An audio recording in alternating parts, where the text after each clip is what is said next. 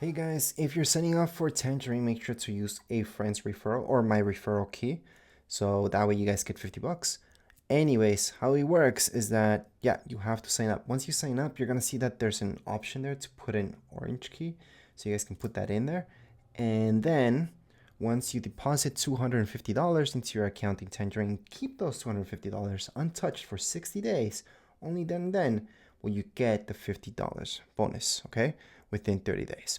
So that said, here is my referral.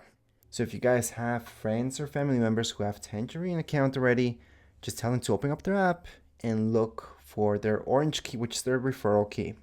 So just look for that tab where it says referral. And then they can just send it to your email or just tell you the key. And that's it. That's all you guys have to do. It's really, really easy. And as far as this video goes, we're all done. If you guys have any comments, questions, you guys can write them in the comments area. Don't forget to subscribe and like. Thank you.